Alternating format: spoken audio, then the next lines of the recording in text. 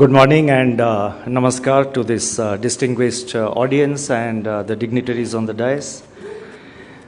Sri Sanjeev Bajaj, President CII, Sri R. Dinesh, President Designate CII, Sri Sanjeev Puri, Sri Chandrajit Banerjee, distinguished members of the audience, ladies and gentlemen, friends from the media.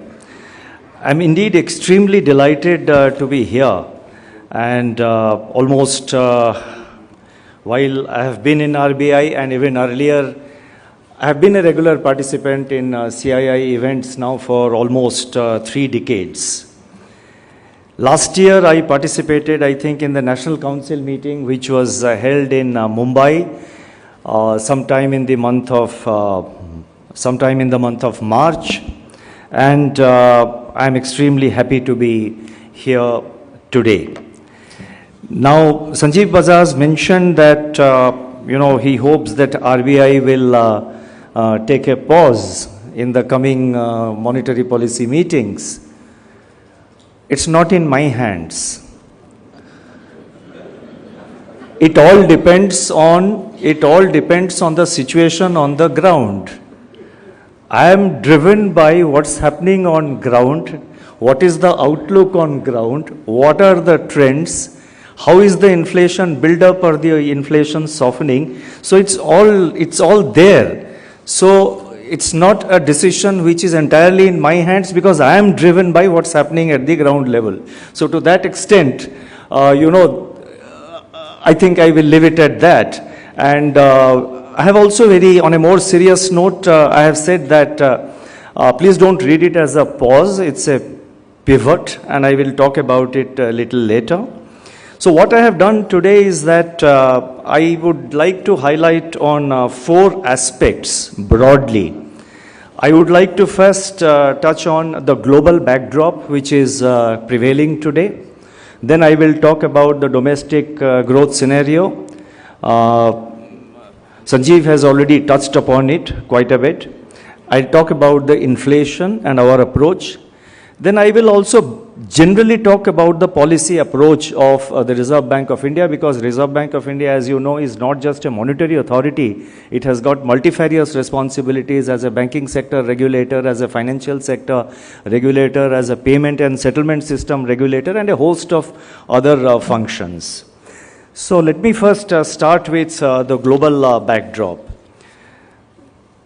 As all of you are aware, and as all of us are aware, the global economy is facing headwinds from the lingering geopolitical conflict, elevated inflationary pressures from across countries, and tighter financial conditions on the back of monetary policy tightening by major central banks across the world. The IMF's World Economic Outlook of April 2023 projects global growth to decelerate from 3.4% in 2022 to 2.8% in 23, before rising again to 3% in 2024. The economic slowdown is, however, concentrated in advanced economies, with Asia Pacific region expected to contribute about 70% of global growth in 2023. And according to the same estimates, India will contribute about 15% to global growth in the current year. Financial markets remain volatile as uncertainty over future monetary policy path is keeping market sentiments on the edge. New Zealand has earlier today increased its rates by 25 basis points. Food and energy insecurity and risks of debt distress pose downside risks to outlook for emerging market and developing economies, that is EMDEs. According to IMF, 39 low-income developing countries are in debt distress or at the risk of debt distress. On the upside, global growth is being supported by the easing of supply chain disruptions, gradual normalization of energy and food markets, easing commodity prices, and reopening of the Chinese economy.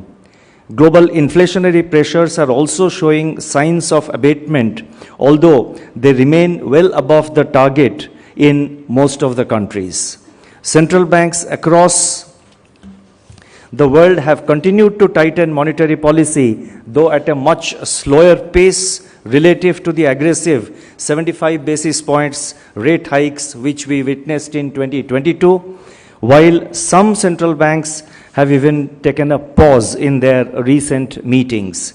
We have a case of Canada which took a pause and then again went for an increase. So therefore, global monetary policy is still settling down because the inflationary conditions are fast evolving. And all central banks are watching it with what I call an Arjuna's eye, or what others call a hawk's eye. As central banks raise interest rates rapidly to contain inflation, fault lines emerged in banks and non-bank financial intermediaries. The resilience of the global financial system has been severely tested in the recent times, following the banking sector turmoil in the United States and in Switzerland. Naturally, it resulted in financial stability concerns, not only in those countries, but all around. Quite naturally, the outlook has been adversely impacted, particularly in the advanced economies. The proximate cause of this banking turmoil in the United States and Switzerland in March 2023 is a confluence of rising interest rates, unrealized losses in debt securities portfolio, and other idiosyncratic risks. Coexistence of high inflation and banking stress is complicating the responses of central banks as they face a trade-off between the risk of either straining financial markets or having to tolerate longer periods of high inflation. Amidst these global uncertainties, the Indian banking system remains stable and resilient with strong capital and liquidity positions, improving asset quality, better provisioning coverage, and improved profitability. Let me now turn to the domestic growth scenario. Sanjeev has already touched upon it, as I said. For the current year, for the year that has just ended, that is 22-23, the estimates are that it will be 7%. But there is a possibility that it could be even more. The data will come at the end of this month. According to all the recent trends, it will not be a surprise if the GDP growth of last year comes slightly above 7%. But let's stick to 7% for the time being. And the trends, the fourth quarter trends in particular, it initially appeared in the third quarter that there was a pent-up demand which was supporting economic activity. But all the economic indicators in the Q4 of last financial year, they saw that economic activity sustained momentum, and in fact all the high frequency indicators, about 70 of them which we monitor in the Reserve Bank of India, almost in all of these high frequency indicators the momentum was maintained in Q4. So therefore I will not be surprised, we should not be surprised if the growth is slightly more than 7%. For 23-24, we have given a figure of 6.5%, and we have said that, with lot of, we have done our internal analysis. Of course, the IMF and other international institutions have given lower projections. For instance, the IMF projects it at 5.9%. But we derive confidence at this point of time from the fact that agriculture has done well, and we are assuming a normal monsoon. Services sector continues to perform very well. In fact, as you all know, although merchandise exports slowed down, moderated last year and have moderated, it is the services exports which have really gained further momentum. So agriculture has done well. Services sector on the whole is doing well. The capex and the infra spending by the government has also picked up with again large provisions in the budget for capital expenditure by the government. There is evidence of revival of private investment also. We notice it in certain sectors, particularly steel and cement. Your members of CII will know better. Capacity utilization in the manufacturing sector, according to RBI's latest survey, which we have published, is around 75%. But I am told that the CII survey shows that capacity utilization in manufacturing sector is even higher. I don't know whether they have shared the number with you, so I'm not mentioning it, but in our interaction last week in Mumbai, I was told that, I have the number, and it is clearly much more than 75%. So capacity utilization in the manufacturing sector continues to be robust. Credit offtake in banks also is remaining quite resilient. It's about 15.5% credit growth according to the latest data. Over the last 1 year, we see credit offtake. The banking sector credit, I'm talking about bank credit, the growth is about 15.5 to 16%. The latest number I have is 15.5%. So therefore, these are the, these are the upsides to domestic growth, and that gives us the confidence that, India should be able to record a growth close to 6.5%. However, there are downside risks which are commonly, which is known to all of us. Geopolitical uncertainties, any surprises on the geopolitical front, and the drag from merchandise exports because world trade seems to be contracting. So these are the downside risks. And of course, on the agricultural front, there is this forecast of a El Nino, and we have to see whether it actually happens, or how, if it happens, how intense it is. And there is talk by the IMD about the Indian Ocean Dipole. I am not an expert, but the IMD says that there is evidence of positive Indian Ocean Dipole, which to some extent should be able to neutralize the impact of El Nino. But let us leave that to weather experts. But this is an uncertainty which only time will tell to what extent it affects our economy. On top of this, all these factors which I mentioned, we have macroeconomic stability. Now, on the back of macroeconomic stability and the robust financial sector stability that we have, I think there is a platform for supporting domestic growth. Macroeconomic stability in the sense that inflation has moderated. The last print is 4.7. Perhaps the next print could be lower. GDP growth, I have just mentioned, that is sustained. Current account deficit, which was earlier feared that it will touch 4%, 3.5%, we have given out the numbers. They look very much, and in the last year it was eminently manageable, as I have said.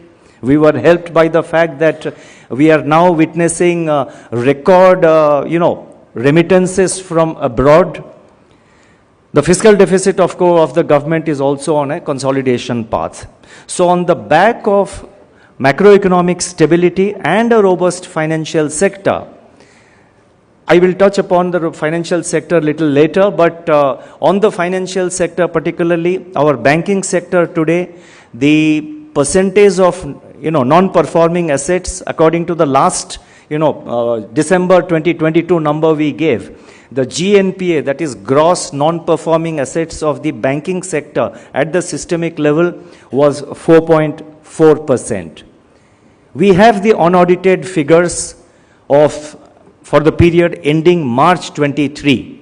They are even lower, but I would not like to mention the number because they are unaudited, and we would rather wait for the audited figures to come in. So the non-performing asset, which was a huge challenge for the Indian banking sector, has come down, has been moderated, and it is showing very good signs of its resilience. And on top of that, we have the advantage of demography, which again is a huge opportunity for India, and it's something, I think, which will eventually add to our potential output, or what some people prefer to call it as India's, growth potential. But let us call it potential output. So therefore, that definitely, that's a thing which will play out in the medium to long term. There is one aspect which I must mention in a forum like this. It is with regard to access to technology and investment in technology. We are living in a highly fragmented world. Access to technology, availability of technology in a seamless manner has become a challenge.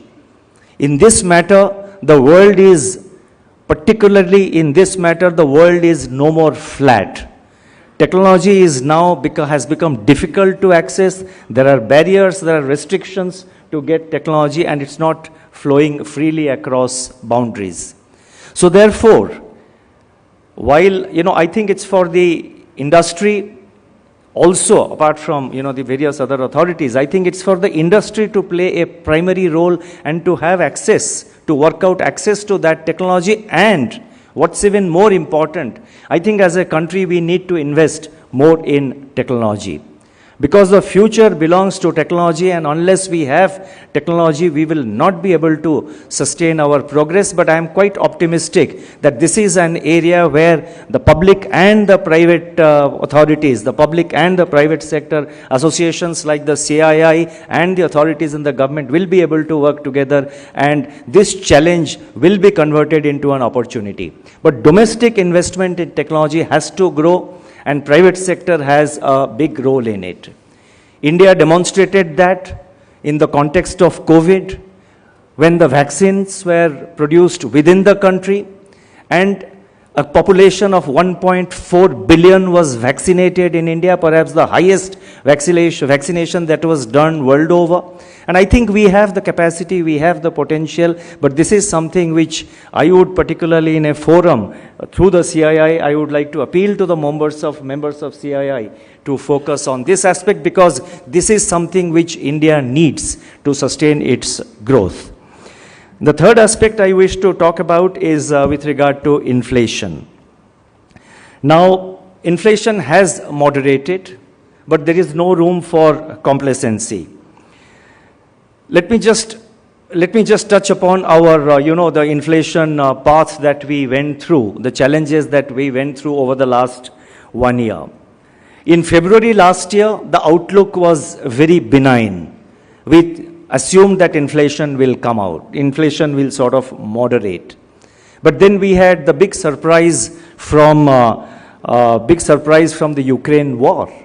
Nobody expected the Ukraine war to sort of really happen, and to sort of with such intensity.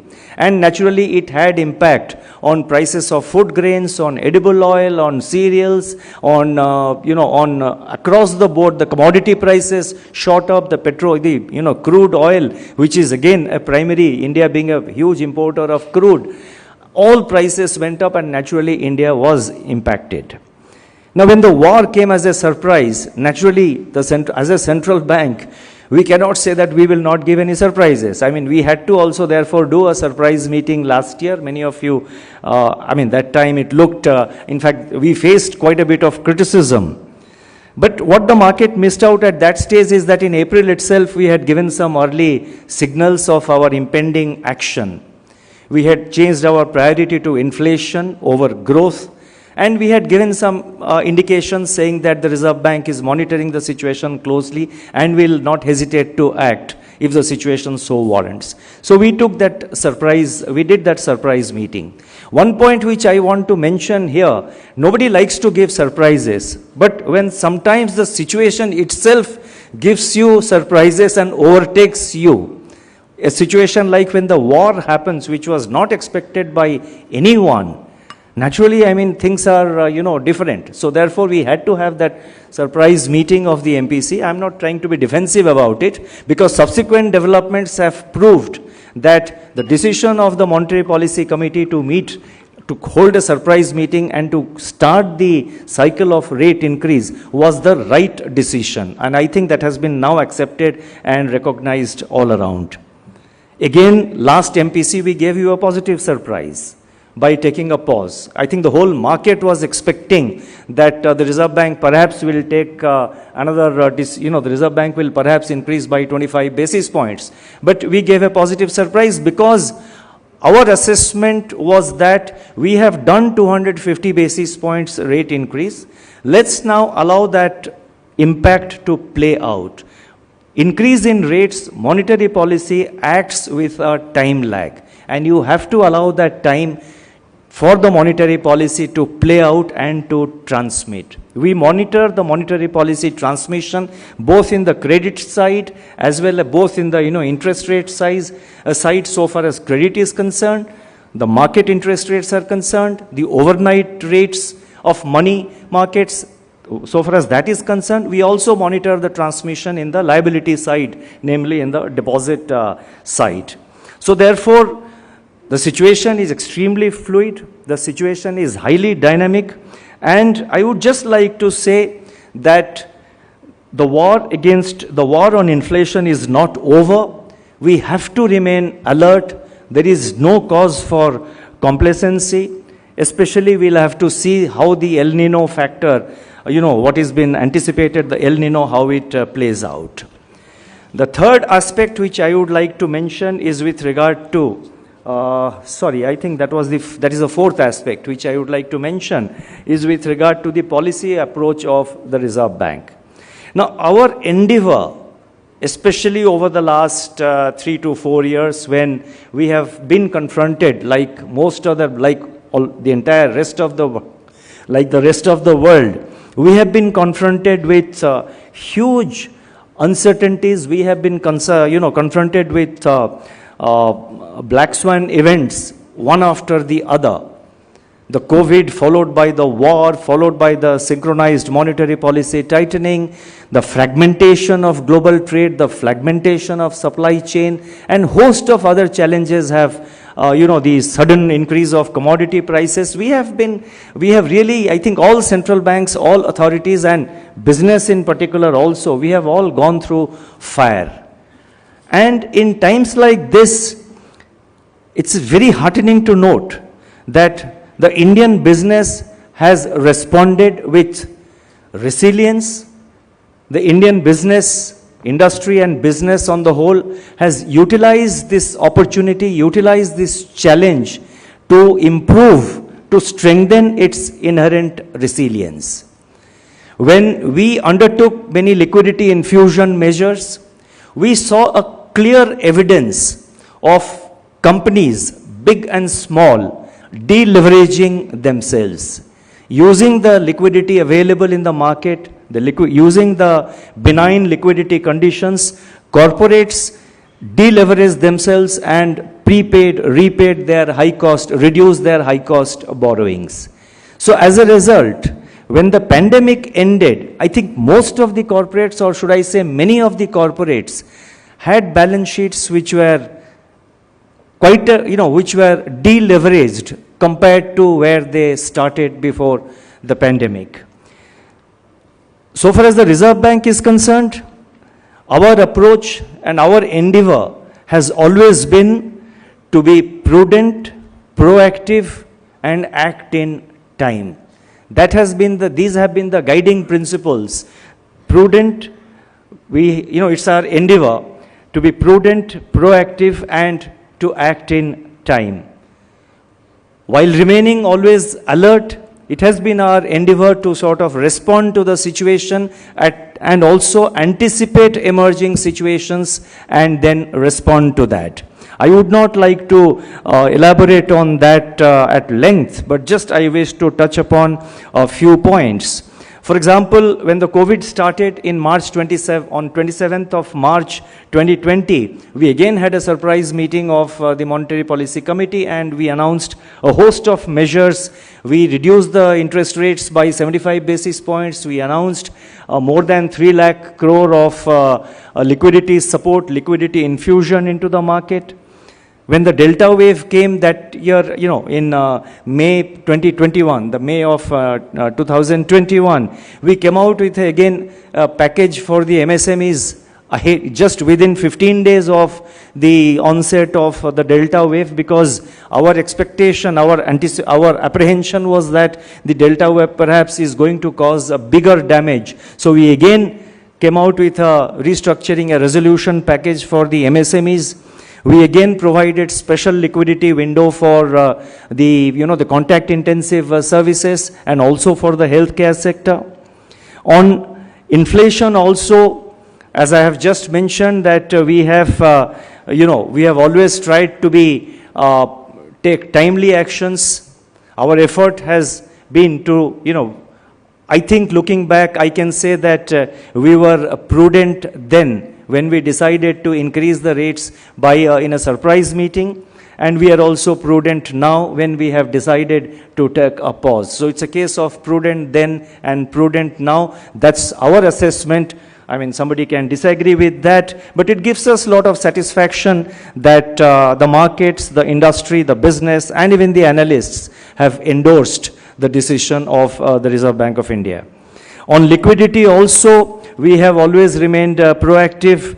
We undertook, in a post-ILFS scenario in 2019, when the financial markets had dried up for liquidity, when the activity on the financial markets was getting frozen because there was no liquidity, we adopted innovative methods like the buy-sell swap of foreign exchange, and we did about 10 billion auctions, infused liquidity apart from other measures.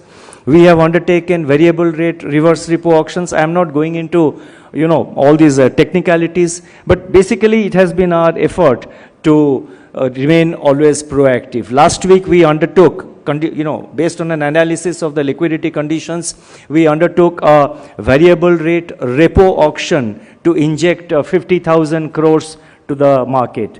Our analysis was that overall at the system level, there was surplus liquidity of about 1 lakh crore. But in certain banks and institutions, there was lack of liquidity. So we undertook this, reverse repo auction of 50,000 crores, and against which we got response for 47,000 crores. In a forum like CII, I would like to assure that the Reserve Bank will ensure that adequate liquidity is made available for meeting the productive requirements of the economy. We have also, been quite, we have attempted to be, and we have endeavored to also remain proactive so far as the foreign exchange management of the country is concerned. We utilized the situation of COVID, and also around that time when India witnessed a lot of FX inflows, we utilized the opportunity to build up reserves. And in fact, in a meeting in the IMF in 2019, I had openly stated that, because market intervention is often frowned upon by, many international institutions. And in IMF, I had said in an open forum that we are consciously building up buffers of foreign exchange, because when the cycle turns, when there is a crisis, when there are outflows, we have to only look after ourselves. So you cannot fault us for that. And I am indeed very happy to note that the IMF has subsequently recognized that it is perfectly within the rights of, perfectly within the rights of emerging market economies to build up reserves, to manage their, to create capital buffers to deal with situations when there is foreign exchange outflow. So we took our foreign exchange reserves to the high. The peak was about $642 billion. Last year, after the COVID, after the Ukraine war started, there were surge of outflows, and we had to intervene in the market, because our primary focus is to maintain stability of the Indian rupee, the stability of the exchange rate. Now, why stability is important? Because it gives that much confidence to the domestic investors, to the domestic business. It also gives that much confidence to international business, to international investors about the stability of the currency. Unless your currency, the exchange rate is stable, no investor, no business, no exporter, no importer will be able to do his business the way he wants. It has been our endeavor to maintain stability of the exchange rate. So therefore we intervened in the market.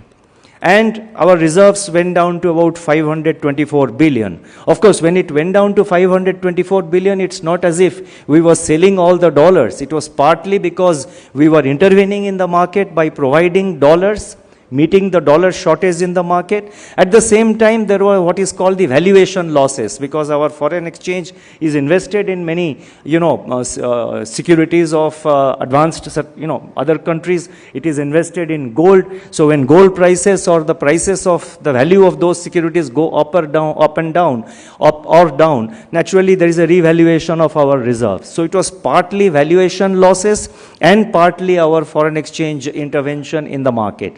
The reserves came down to 524.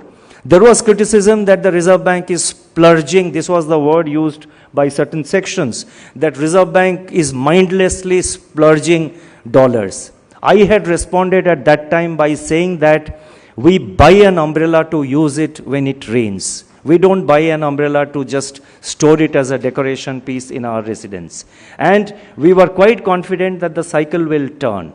And thankfully, we are also fortunate that the cycle has turned, and last Friday, the data we gave, the foreign exchange reserves were 599.5 billion US dollars. It's been fluctuating in the, between the 500.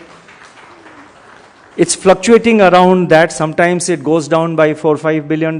Sometimes it goes up. That's primarily because of valuation gains or valuation losses. But we we monitor the market very closely to ensure that there is no excessive volatility of the exchange rate, to ensure that the exchange rate remains stable, and to anchor market expectations about the exchange rate. Our endeavor is always to have strong buffers so that India does not face the situation which we faced in 2013, that we as a country cannot afford to face. So that is always our endeavor. We have also taken steps with regard to, as you know, maybe I will leave it for subsequent interaction, with regard to, widening the footprint of the Indian rupee by announcing, what is called the international trade settlement in rupees. Number of steps have been taken, and so far 18 countries have, we have permitted 18 countries to have this rupee trade, a settlement of trade in rupees. 18 countries, 17 banks, and 65 special rupee Vostro accounts have been opened. Let me conclude as the last part by talking about financial stability. You see, the financial stability of every economy is very important for its progress, for its sustenance. What the Reserve Bank can do for supporting the country's growth story is that the Reserve Bank, as the major financial sector regulator, is committed to providing financial stability. We have taken steps to strengthen the regulation and supervision of the banking sector, the regulation and supervision of the NBFC sectors. We have come out with new regulatory framework for NBFCs.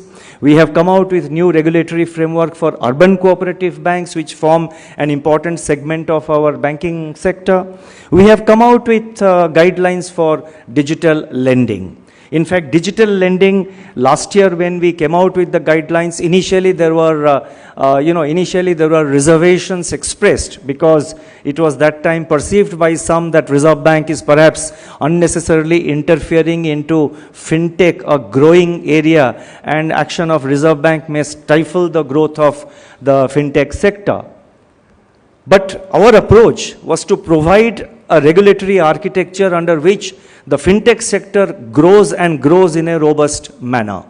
1 year down the line, I am very happy to share with you that our interaction with the fintech companies and the digital lending companies, they tell us that they are happy that the regulation has come, the regulatory framework of RBI has come, because the markets, their clientele and their investors, both domestic and international investors, now have greater trust and confidence on them.